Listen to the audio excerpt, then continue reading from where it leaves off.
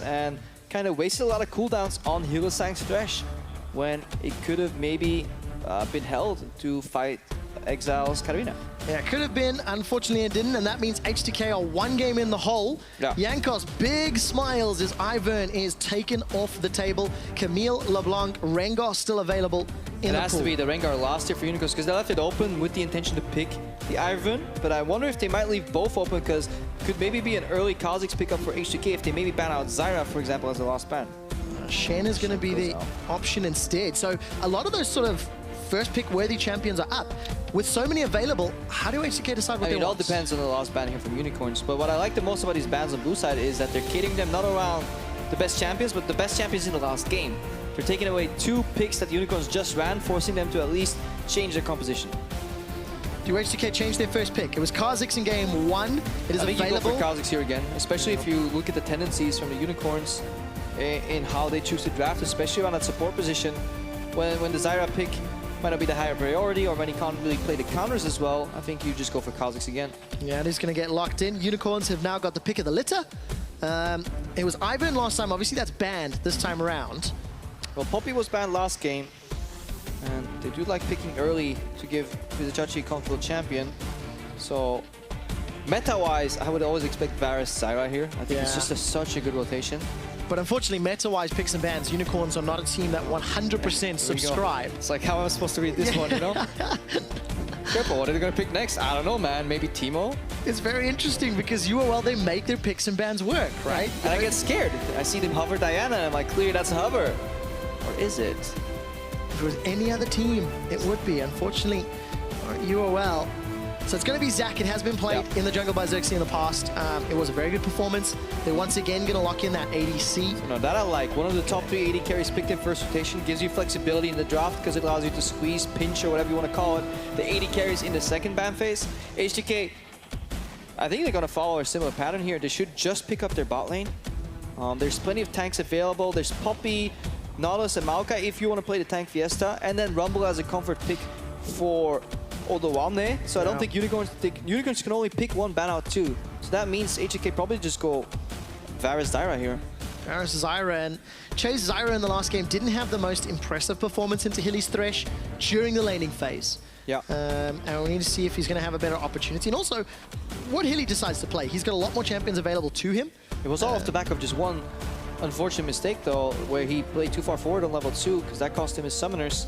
If he just gets his or survives there, it's very easy for them to start smashing that lane. And H2K going to throw in the Rumble. So that's going to be a comfortable pick in for Odo.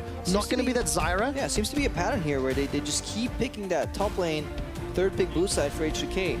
They say, you know what, there's enough flexibility in our support pool. Since Hylissang plays wacky stuff anyways, we don't need to care too much about it. Especially since he revealed he doesn't play Misfortune. Yeah. They can just pick it into the Zyra if H2K end up playing it, or if Unicorns end up playing it. Now I'm a little surprised by the Jayce there, locked in. It has been banned a few times throughout the spring split, but not something that's been targeted towards UOL, not something they played, and it technically could go top or middle. Yeah, that's why I like the pick. Say you want to play it, under the assumption that you should like playing Jayce here, it's a good flex, because it matches roll for roll, plus an additional roll, which makes it really hard for H2K to decide what they're gonna ban out here. If H2K go really heavy on mid lane bans, Unicorns have then the option to play the Jayce mid lane and still get a good pick top lane because they were never kind of banned out there. And otherwise, they just saw the top, which should be a skill matchup into the Rumble. Katarina banned away from H2K, so continuing this trend of target bans that worked in game number 1. Removing that option for Exile in the mid lane. And Unicorns, they've already grabbed Malzahar off the table. Do they consider banning the likes of Zyra? She is the strongest support right now. But yeah, questions answered. And there we go, mid lane It's just so hard to get into the minds of the Unicorns. Yes. I feel like there's no pattern. Essentially useless. I mean, like, there is no every pattern. question you ask me is gonna be like, I don't know, Trev, maybe. The Jayce comes out of like left field, so to speak, from what we've seen on stage, right? And we don't know what they're playing in scrims that maybe H2K have heard whispers of. It is a familiar pattern here when the roles are matched in the first phase of the pick and ban, when it's AD carry versus AD carry, top and top, maybe flex, and then jungle jungle, that you ban out kind of the picks you don't want to play against, the annoying ones. So it's Katarina Kassadin here. Banned out by H2K. Again, looking for these niche targets banned on Exileh. It's just annoying stuff that they don't want to play against because you don't practice against that. When most teams play metagame, you don't play against these champions. And allowing the possibility, or removing the possibility of having that sort of last pick options for Unicorns of Love. You would expect, normally you would expect support here to keep your flex until the last round, but obviously this is said with a big disclaimer saying we are watching the Unicorns of Love. I watched you reconstruct that sentence. Yeah. Normally, you would expect this, and Unicorns, they saved their last pick for the support once again. They still get the counter pick there. They could be thinking about another Lulu matchup where it works really well with Zac going in, plus Orianna ball and having Peel. But there's so much to pick here. I love Corki as a mid lane matchup. People debate that it's not that good in Orianna. For me, it sounds just fine in terms of push. It means H2K is again playing a very heavy damage comp, so they will need to watch what they're doing, especially against Zac. Yeah, no room for error if they ever get collapsed on. And that'll be even more exacerbated if Zyra's locked in. And this is a ban that is very often banned so often on blue side early or first picked in any rotation where you watch LCK and just casually it drops down to the bottom of the draft. Here. Last pick in phase 2 for H2K. It's like, what are we playing support? I guess Zyra since it's open. Now there is no room for error when I look at this H2K composition, even more so with Bards. Give me the Bard. Because it's actually really good versus a ton of these champions. They get punished super hard. Especially Varus. When Varus is channeling Piercing Arrow, he's actually at such a low mobility that he can't juke out a Bard ulti on a respectable range, 1 or 2 screens. Like, it's physically impossible for him to step out of it. It screams caution because UOL, if they find a good Zac engage, if they lock someone down with Jhin, a good bot, like there are so many tools for UOL to lock someone down. Now, that's when you imagine the fights. So that's what very often happens Season 2. People would always imagine their dream scenario in terms of fights, but they would never look at wave pressure and basically the enemy team putting you in a position where you can never kind of get that kind of Exodia moment where everybody's together, but you're forced to split up. And is that what H2K can do? Pushing, you know, power in basically all of those lanes. Yeah, because when they're split, they can always make picks because they have damage combinations. Just disgusting damage. Rumble Kha'Zix, Corki Kha'Zix, Kha'Zix ganking bot lane. Anybody that's out of position will get one shot. But if H2K make any sense of failure, Zac will just bounce around. Then the Bard ulti is obviously fantastic. Yeah, I really like the word usage there, Krepo. Visualizing the team fights, but also visualizing the lane pressure and the skirmish power with the team compositions on your screen. That makes life a lot easier to do. Well, Unicorns remain undefeated. Today is the day of winners. Nobody has a loss to their name. And H2K might add one if they can't bounce back right now against the Unicorns of Love. They have to. Definitely excited to see where this goes. I like this comp from the Unicorns. It has a clear purpose, has a clear goal. It still has the Unicorn flair around it, has some of these niche picks. And we can keep an eye on the lane as well as we load up. A little bit of a bounce there for Zac and Xerxe. And the Unicorns of Love, mid-game, like playmaking and team fight and skirmish is going to be very exciting, but let's see how they survive the early game. For the first like 10 to 12 minutes, H2K did relatively well. Unfortunately, Chei had some mishaps, but there was pressure onto Exileh mid. He was behind in CS. They had that lane swap. Unfortunately, they couldn't keep ahead of the curve. And this is another game on the junglers. Xerxe and Jankos have such a pivotal role in the early game. Look at how they could influence virtually any lane here. There is a case to be made for Jankos starting in the bottom lane or starting in the bottom jungle while they're pathing top and just putting pressure on that perma-pushing Rumble, allowing him to shut down or maybe dive Vizicsacsi level 3 or 4. Or maybe Jankos starts topside and really wants to fight the vision war to find the Zac to allow Varus and Zyra to push. Because the hardest part about this lane is you're so used to pushing, but then suddenly Zac could jump over the wall. Yes. Another jungler that you have to figure out. No, not figure out. You have to adjust your warding strategy. You have to adjust how you play around the enemy jungle. You can practically play against a Zac as if you would play against an Evelynn. Because wards in conventional brushes are useless and you should get them deep into the enemy jungle. We'll see whether or not H2K play that vision game well enough and just how many options are going to be available to Jankos. One of the strongest junglers, a lot of Thunderlords in this game, so damage for days to back it up. And ooh, staggered starts here. That's always interesting to see from a jungle point of view. Zac getting the leash, solo leash from Hylissang. So yeah, they don't want to get pushed too hard and get destroyed. This is going to put a lot of pressure on the Unicorns of Love bot lane. If you're already in a weaker pushing matchup and you leash, You will need to play much better than your opponent to at least go even. Odoamne now getting punished for his leash. Look at the damage from Chachi. A lot of damage, of course. Jayce. Oh, minions though. This is bad from Chachi. The last hit. From Chachi still trading. Goes back and forth. The shock blast is sidestepped. But look at the minion damage. The second he did that last single auto attack after his Q. Spells don't draw minion aggro, so he could have walked out there. But the last hit forced 6 minions to turn around and hit him.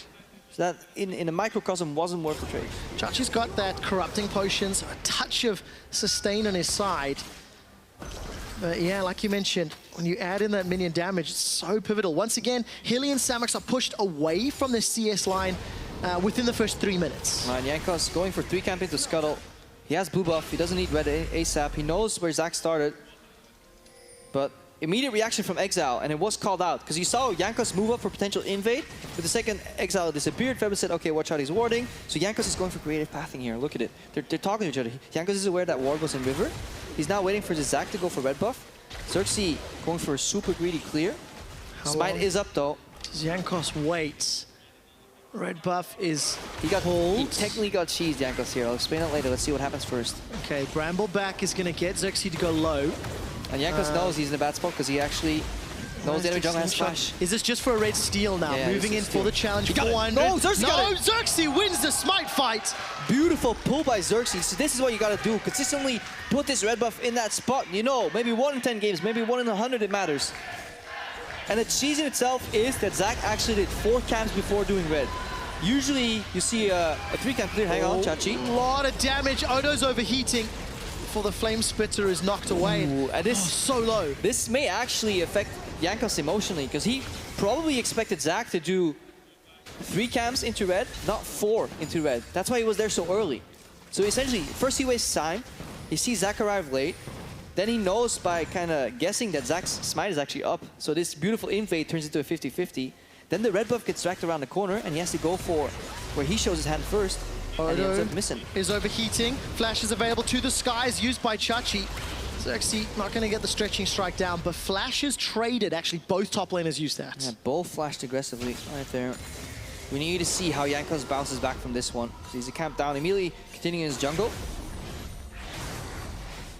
We'll see how much it impacts him, if at all. Xerxe already showing his face for that first gank. We caught a quick glimpse of Febi and Exileh trading farm, as is to be expected.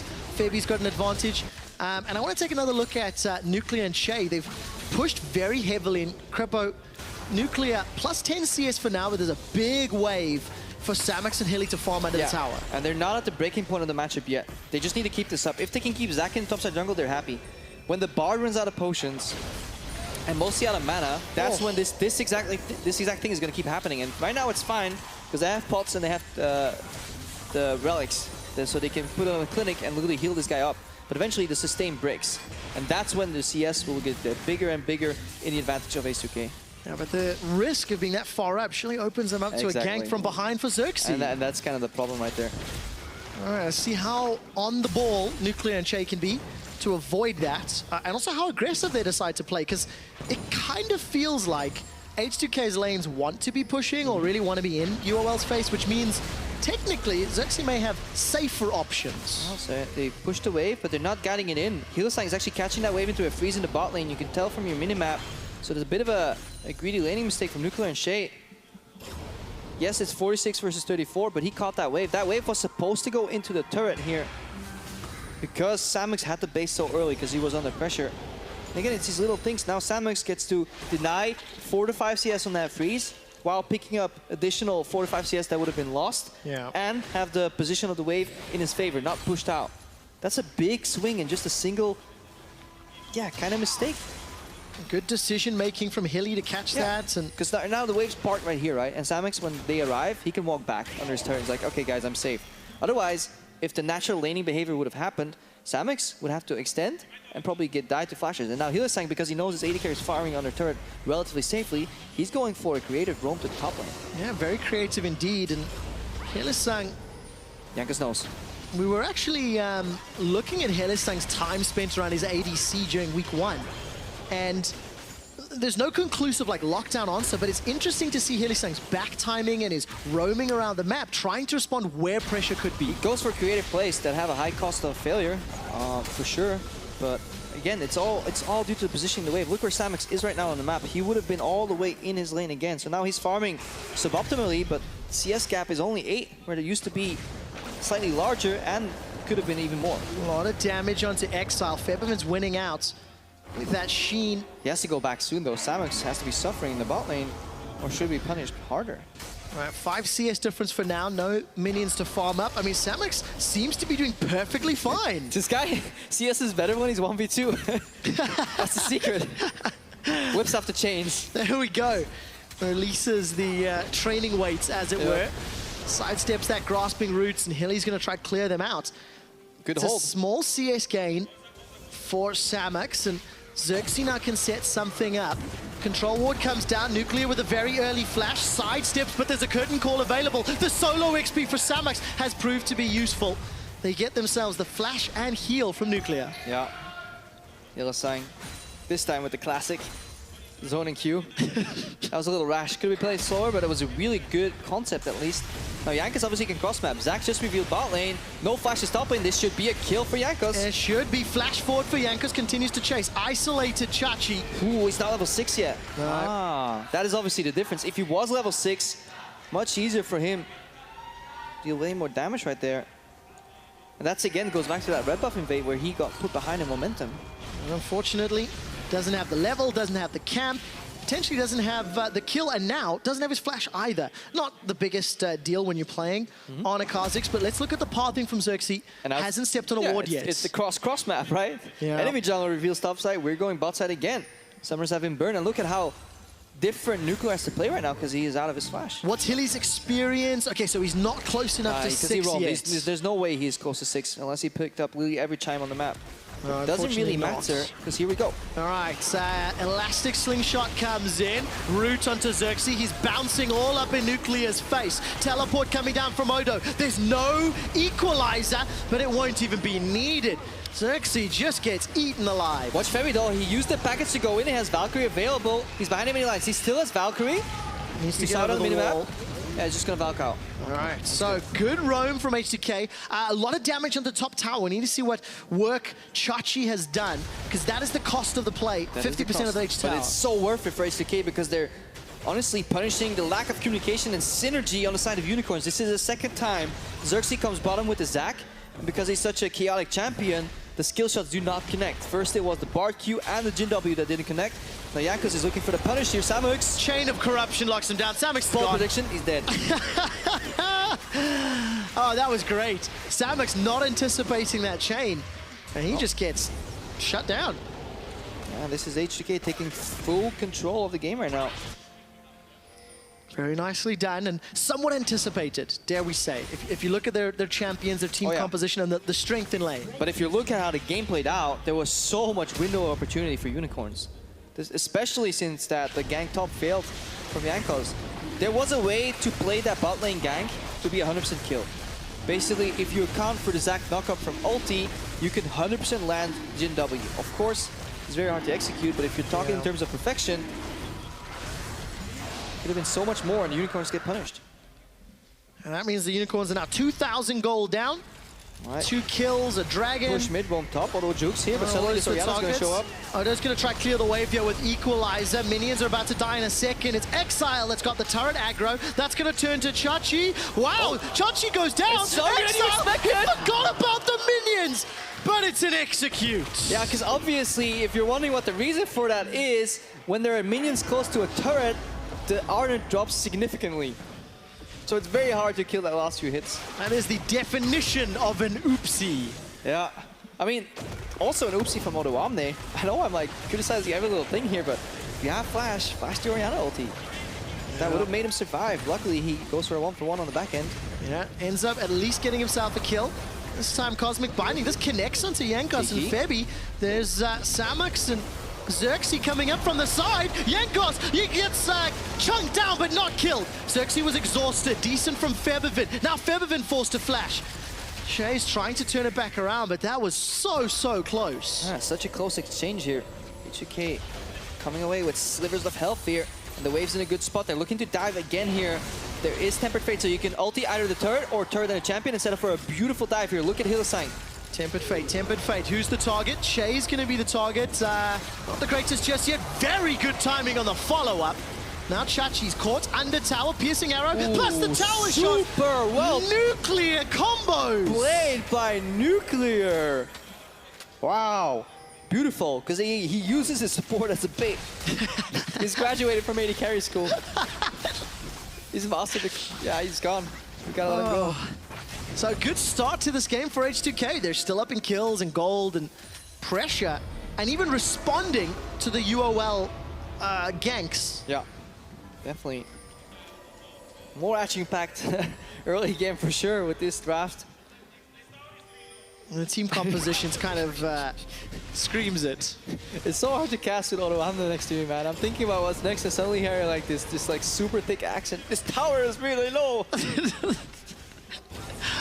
Very passionate, animated players on the side of H2K. I'm trying to look at Odo on the player cam. Yeah.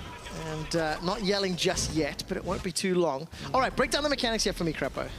I mean, they're trying to kill Jankos. Okay, right. They're flashing on him. He has more health than he had took damage, therefore he's still alive. That's the mechanics. And for the rest, yeah, it's basically everybody throwing their skill shots. Chei taking it here in case it wasn't an extended boost. The more interesting part happens now. So you could go for a turret, go for Nuclear, but they actually go for a pick on to support Chei, but then there's a beautiful chain of corruption here that spreads to Vizicsacsi and then the arrow. I mean, this is super well played. What a punish from Nuclear. What did you think of the Tempered Fate? You know, looking for Chei. We'll answer that question in a moment. Stranglethorns comes down. That's going to knock Chachi up in the air.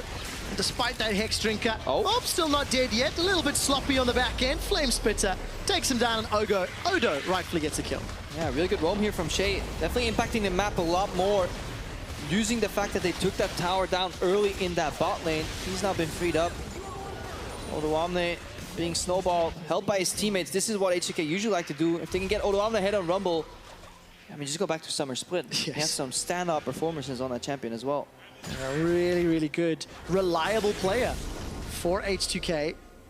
And Jankos now starting to be a bit more impactful, showing, you know, his movements around the map, despite actually being in a deficit. And Samux right now, he would love to be able to hit that turret in the bot lane, push one more wave, but he's constantly being called back to kind of help with this pressure.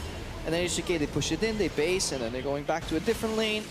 Somebody will have to kind of push out bottom lane eventually for them. But they're playing the entire map right now, just moving around the pieces until they make Unicorns of Love forget to check every single dot on the minimap, and then they get a kill.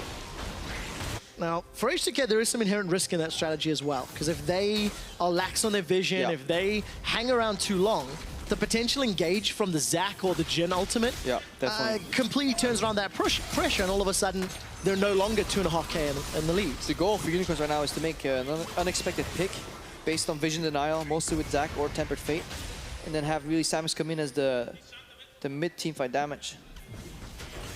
Gonna be an easily secured tower here. Looking for kill. Vizicsacsi got slowed. Jankos, all these in. Void Assault. Look at that isolated damage. That's why he first beat Kha'Zix. Whoa. We talked about IQ champs in terms of Syndra. Here you have the jungler equivalent. And it definitely helps. Should I talk you through the mechanics of that one? No. Even I understood that one. Jankos gets jumped on, locked up by the Cosmic Binding, and it's Samux that secures the kill. Does he get the red buff by proxy as well? Yes, he does. Poor Jankos. Gifted. Jankos just wanted that red buff from like the first of the game. It's not about the death, it's about the message. It's like when I want to invade you and I'm actually trying, I will get the buff. Might die in the process. Doesn't matter. Because the point is, the red buff is what he was going for, and he got it. He's the alpha. There we go, of that red buff. H2K going to lose a little bit of momentum here. They were trying to push some of that vision into the top quadrant of the jungle. Dragon's up in 20 seconds, and UOL are starting to play the vision game. Definitely, and they want to use this objective as a lure. They want to find a good team fight where they can catch Nuclear and Chei coming around a corner maybe, get a double Tempered Fate, and even then, the problem is with this H2K comp is that it just has so much damage. Even if you pick up 3 members, while they're in Tempered Fate, the other 2 can just simply kill your lineup. But if you can get Zac in early, he can soak up so much damage efficiently because he's the only kind of tank in the game. Looking at the stage of the game where we are, and looking at how both team comps can do the team fighting and the damage thing from H2K, where do you feel the margin for error is greater?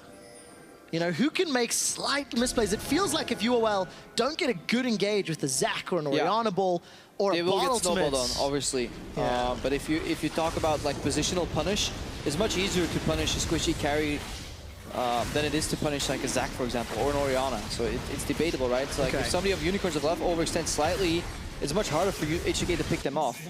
That makes sense. But H2K gonna secure that dragon, completely safe. I mean, UOL use the pressure. Yeah. Push those right here, this is what they're looking for. Unicorns of Love seem to really like hiding in brushes next to mid lane. That seems to be their favorite thing in the world. How long does it take the rest of their group to figure that out and play around it? Exactly. I mean, H2K has been playing very well on the side lanes today. Febiven was always going there in game 1. Right now, he's back in bot lane again. So that's something we should definitely see from him. He was locked off in mid lane so often in Fnatic, just farming under his turret. It's much better use for him. Nuka and Chei, they play decently passive here, and they're required so, but Hylissang looking to force. Good flash. Yeah, very good flash from Nuclear. Everybody's happy with this. Yeah, nobody's caught out just yet, but rinse and repeat, right? Wait for Temper Fade again and do it. That's the Unicorns' mindset, and for H2K, it's okay, we just bought 30 seconds because we killed that wave. We have double side lane pressure, and we'll just send somebody else on wave clear duty who has flash against the Bard. So I think H2K is definitely happier with this. There's so much wave clear on the side of H2K. All right, 2 junglers, 2 top laners. About to go toe-to-toe. Equalizer's available, and Chachi's going to be the target. Doesn't even need it just yet. Odo fires out the red carpet, and Chachi gets burned alive, but stays alive. Chei flashing forward. Didn't find the kill. Passive is popped now for Xerxe, and teleport is coming down. Hilly's going to get caught by the Stranglethorns. Knocked up into the air. Nuclear is killed where he stands. Yeah, Unicorns, they're much tankier, so they have the ability to stall, while H2K do not. They're all damage dealers, so they have very squishy members. H2K give up Nuclear's life and a bunch of summoners, but they get the tower. That's still one mechanic I despise in League, is the fact that you can teleport on a Zac blob, because it doesn't move, but it's actually moving, because the guy respawns. So he respawns after, I think, like 4 seconds, and the blob is still in place. So there's nothing you can do about it.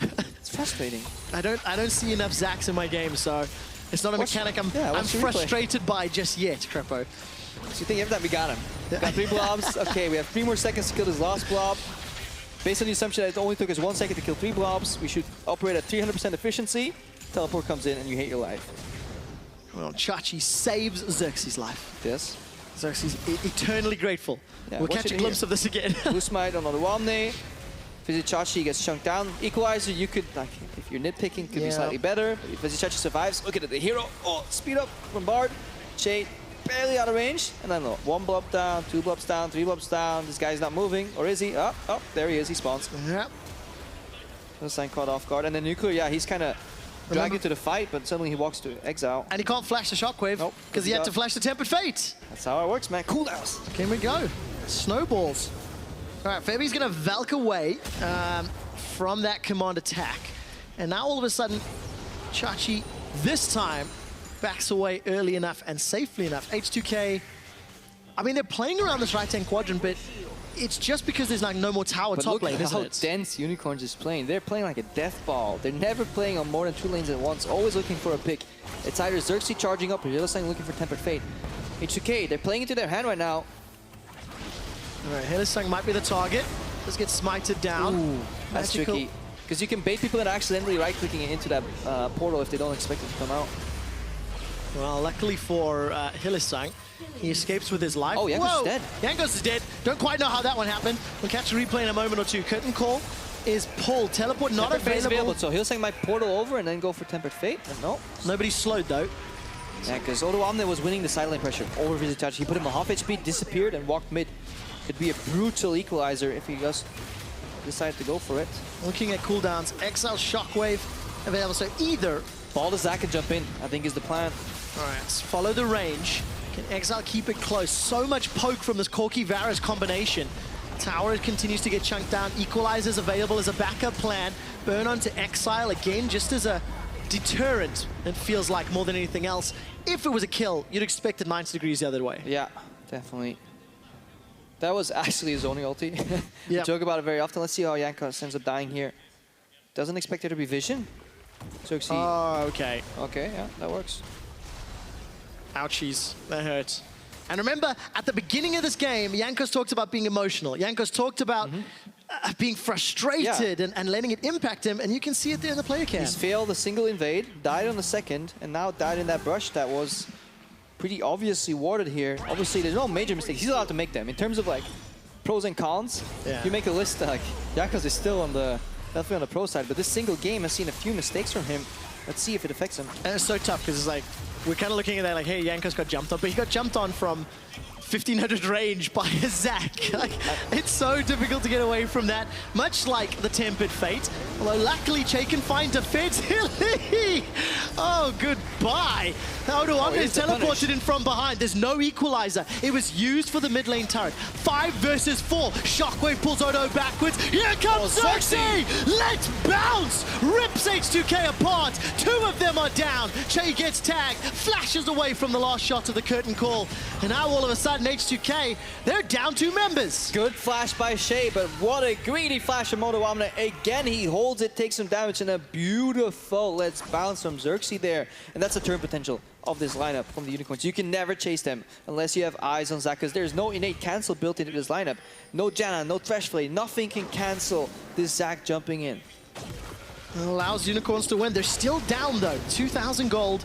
It's becoming less relevant as the game plays out, though. The gold advantage isn't as important as the tempo is, or maybe just the vision around a certain area where you're playing. You just need to know where the Zac is, because his power is so reliant and directly proportional to the amount of vision you have. If you see him coming, you can sidestep so easily, you can kite him, but if you don't know where he is and forget about him, so hard to play. Here, Hylissang, he gets baited by Nuclear not using his flash, because he looks for the follow-up, straight into a snare, straight into another snare, and he's dead. So like, well played by Nuclear, knowing that he didn't have to flash there.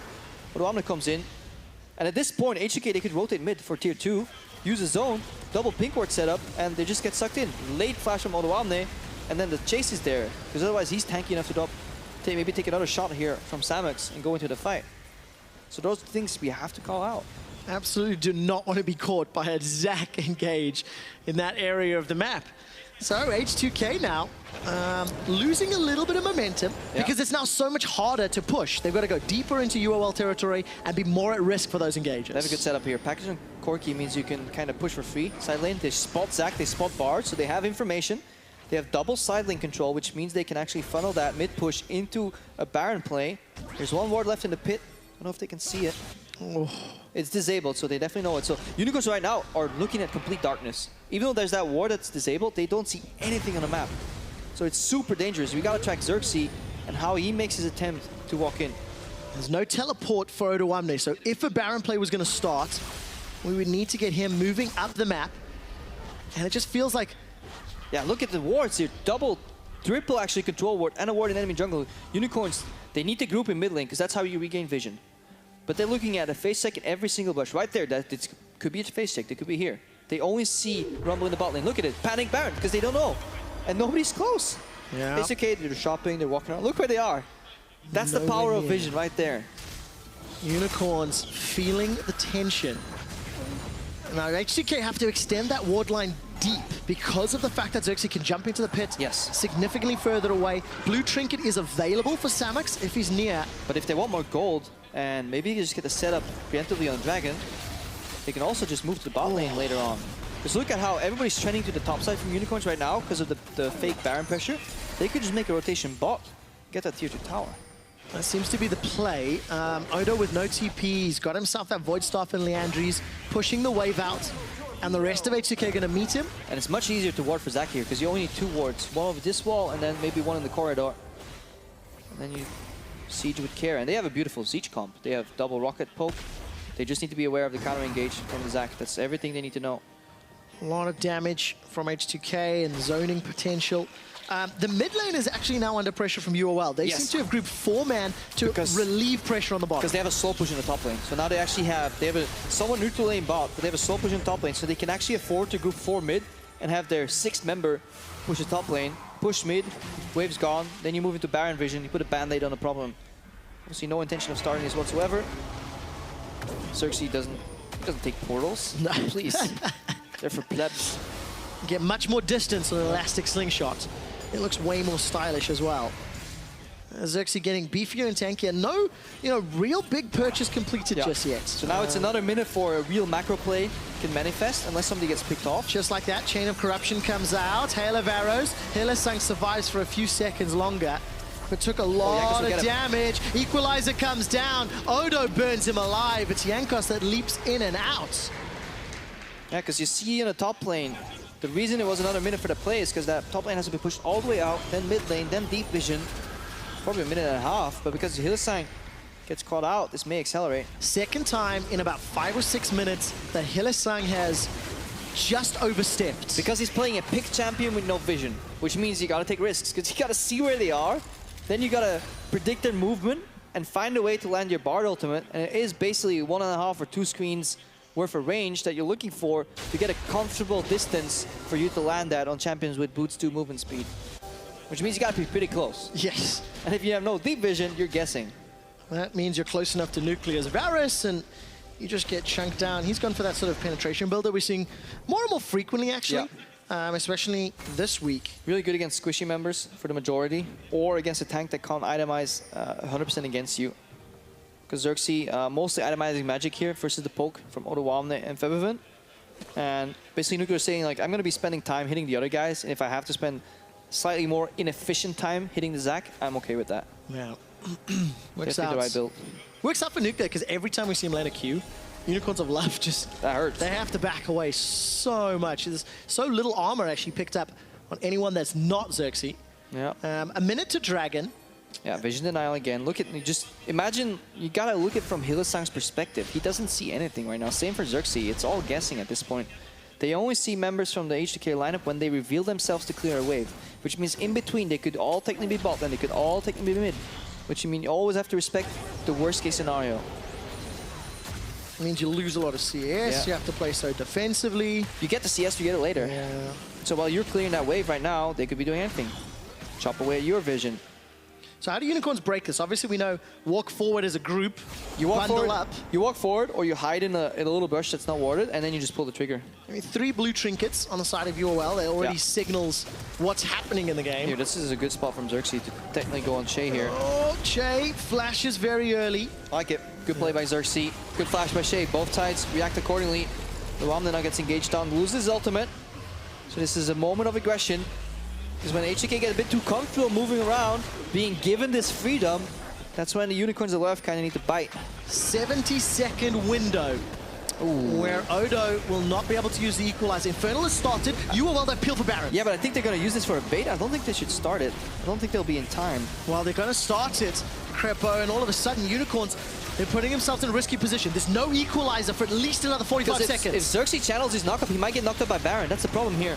Stranglethorns goes up, Chain of Corruption misses. Nuclear not going to get caught out yet. Big chunk of damage onto Hilly, and Unicorns, that's another kill. Nuclear flashed for it. All of a sudden, Chachi's in trouble. He flashes defensively. Yeah, and that's the risk of starting that Baron so early. You had complete vision denial. H2K had the face check, no blue trinket available.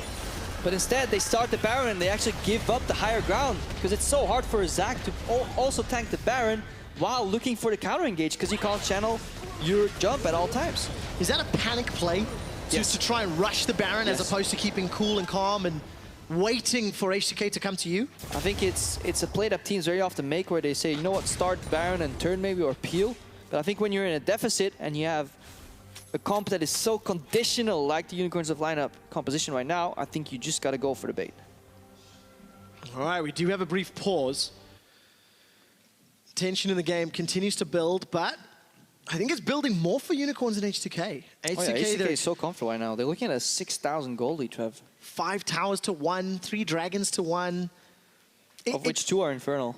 And in comparison to game 1, which felt very, maybe sort of even in terms of control, this time around H2K are dictating when and where Unicorns can move and react. Yeah, definitely. They have the pushing lanes, mostly mid and bot, and then Odoamne eventually started really pushing that top lane in as well. So, and combined with the fact that Unicorns, they're essentially playing a game on 2 lanes right now. Let's talk a little bit about the duo lanes' impact this time around. Nuclear and Chei, you know, had a slightly stronger early game. There was some more focus maybe from H2K in the bottom lane. To be fair, they were ganked as well. No, they're playing much better. Like, yeah. I got like so much hate for calling them out when they were playing bad, but I'm like, they were playing bad. If you get hooked level 2 as Zyra, like, you're misplaying your matchup. If you die with flash up, you're misplaying your champion. But right now, they're playing much better. Dude's flashing ultis. I'm like, I'm loving it. And he's sniping people, kids left and right.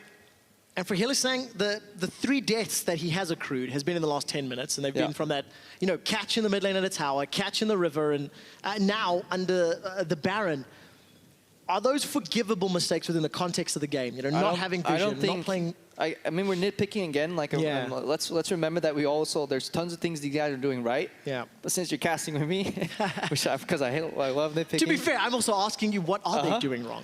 You shouldn't die in a burst next to mid as a bard, because you need to look at like what could he have done there, and what could he have gained, and it's basically like a cost opportunity analysis that you're running. You know, what's the benefit of the expected outcome if it goes well? What's the cost of failure here? And what's the risk rate? If it's a low risk rate, yeah, you can maybe go for a play with not the biggest payoff if the cost is really high. The problem is, it was a very risky play for one. Yeah. The cost wasn't that high because there was no really high expected outcome of it working out. And the cost of failure was really big. Therefore, dying in the burst next to mid lane is just not worth it. That's sort of like cost-risk analysis and making decisions on where you want to go. Just a quick update for you guys. Obviously, Hylissang has left the stage just feeling a little bit unwell. If we do hear anything more, I will let you know. But let's go back to the sort of cost-risk analysis, because H2K seem to be doing that a lot, both game 1 and game 2. Yeah. Playing fairly safe, playing for the late game, and I mean, every single aspect of League is basically exactly that. People always ask, like, when do I roam, for example? You know, it's like, okay, let's look at it. What is your expected behavior? You go back to lane and you get your AD carry even CS, right? Okay, so that is your normal case. So you could go top and roam, and you could punish enemy top lane in a swinging matchup. Okay, if that works, really good outcome. Now, what is the cost of that play? The cost is that your AD carry is the farm.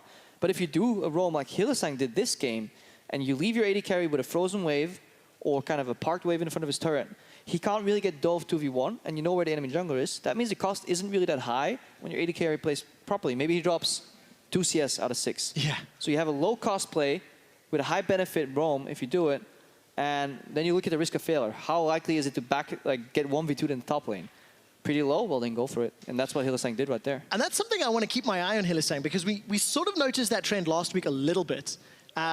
And didn't have conclusive evidence as to what the decision-making was. We see it again this time, but intelligent decision-making, right? Yeah. Samux could farm safely. So I want to track how Hilly maybe defines himself, especially in the early stages of the game, with those back timing. Yeah, he definitely thinks out of the box. Yeah. So, well, if it would be that great of a play, everybody would be making it. Yeah. But it's a very situational play, and I think it was definitely props to Samux for surviving on that. But it seems like the Unicorns are willing to take both risks in pick and ban, and in terms of what is considered expected gameplay. And so far this season, they've been paying off. I quite like that. It's like creative thinking, right? Yeah. You know, there are inherent risks in any decision that you make in the game. And Unicorns have got some creative picks and bans. They've got some creative decision-making from Hilly. And I am hearing that we will be jumping back into the game in just a moment. So let me quickly summarize. We're 30 minutes in. H2K have just thwarted a Baron attempt by the Unicorns of Love, picked up a kill onto Hylissang, and have been playing the side lanes of the pressure game very, very well. Yeah, the game has basically evolved to the point where all the focus will be on this Baron buff, but there's a few caveats right now. Usually, if you're playing, you have a tank that can soak up a lot of damage from the Baron, and you can have a very fast Baron. But the problem is, they also playing against a really good counter-engage composition, especially from the purple side. Yeah. All of the Baron steals so far have come from that side. For good reason. And that's going to get easier with a Orianna combo. Oh, and bot! Like, you can either make the Baron invulnerable and kill 2 people in the backline. You can Tempered Fate the guy that has the smite, leave Baron up. There's so many options here. You could do a drive-by with Zac. You could steal that Baron buff while not ever landing in the pit. I can't wait to see that on a competitive stage. Nobody would ever do that. I've seen the Baron plays. Chei's in trouble. He's already gone down. Unfortunately, didn't get the Stranglethorns up, though. They've traded 1 for 1. It's support for top. Shockwave is decent, but that's the shutdown. Jankos got the double, looking for the cripple, and the Quadra forced to run away. not going to be enough, and the blobular Zac is down. Yeah, instant punish here from H2K. They funnel it all onto the support on the side of Unicorns, but it completely unlocks Jankos. He would have hopped one more time if it wasn't for that nasty Zac passive. Didn't get the reset. Had to think twice right there, but what a beautiful punish. With 30 seconds on the death timer, H2K are playing this aggro. They're trading the Nexus turret damage. There's a minion line, conga lining its way up. Minions are now in the base. Nexus turrets are down, and H2K with the counter engage, even the series 1-1. That was fierce. Out of pause, instant fight, game over. No time to think. One-shot knockout is what that felt like. And that has to feel bad, because it was Unicorns that started that fight. I mean, they were looking, because they were looking ahead in time and say, okay, what's going to happen? We lose all our vision in the red side jungle. They're going to take Baron, the game's over. I'd rather see a team go down this way than stall, and pray that they mess up Baron. It's one of those 5% moments, right? They win the fight, they stall the game, maybe get Baron. No, if they win this fight, they're back in the game, but I like that they went for it. Oh, sucks for them that H2K was ready. It does. It doesn't suck for us, though, because we're going to game 3, Krepo. 2 games down, and our match of the week is tied. Time to make like Zac and bounce over.